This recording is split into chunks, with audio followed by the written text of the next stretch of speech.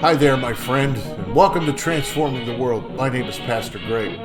Do you happen to recall the movie from 1998 called The Horse Whisperer? I don't know if you've ever had a chance to watch it. It's the story about a man from Montana that is able to calm horses suffering from anxiety and hysteria. And in the movie, there is a horse that is really wounded in an accident, and the mother and the daughter, no one's able to approach this horse anymore, and they learn about this guy in Montana, so they drive cross country and bring this horse to this guy in hopes that he can help them. And there's one scene in the movie that really struck me as odd. Not that it was strange, but that I can't recall in modern times Hollywood promoting this characteristic. At least not in modern times. You see, the woman with the troubled horse, she becomes very attracted to the main character, played by Robert Redford. And, yeah, I know. It's Robert Redford, how can you not be attracted? Whatever. But anyway, she becomes attracted to Robert Redford. And even though she was married, you can see that there is this growing attraction that she has for this man. And there's a point in the movie where you think to yourself, she's going to have an affair. But it's at that point Robert Redford does something that, again, you don't see this in movies today. Robert Redford turns her aside. He restrains himself and turns the woman away. Your husband is a good man, he says, and points her back to her husband. Rather than giving in to the passion of the moment, Robert Redford's character chooses to do what's right. That's bridled passion, right? That's meekness. Now, although Jesus came along and said, "Blessed are the meek," as I said yesterday, we really don't celebrate meekness in our culture today. We celebrate assertiveness. We celebrate getting things from other people. We sometimes even taking advantage, right? Sometimes even taking advantage of other people. When's the last time you saw a movie that celebrated the virtue of meekness? When's the last time that the big buildup for a movie was the moment when the good guy meekly restrains himself, even though he was wronged? When have you ever seen that in a movie?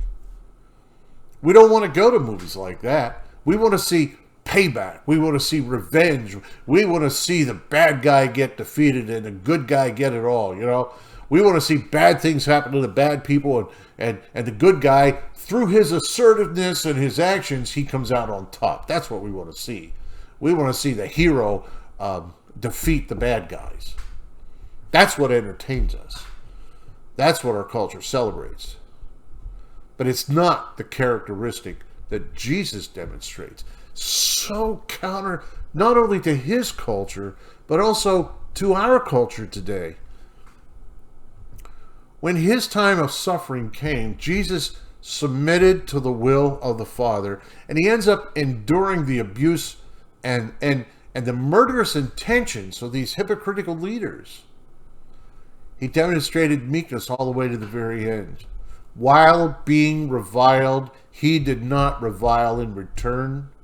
While suffering, he uttered no threats, but kept entrusting himself to him who judges righteously. 1 Peter 2:23. That's Christ. That's the meekness of the Lord.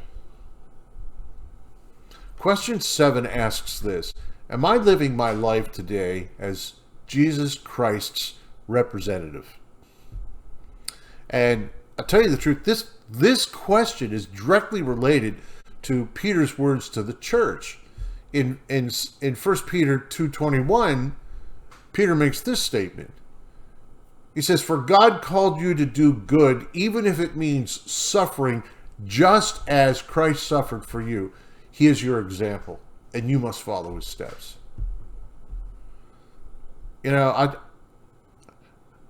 let's be honest, to live in this world as a representative of Jesus Christ, to be a Christian, is to respond to the world in the same way that Jesus did. And to live as a Christian is to display meekness.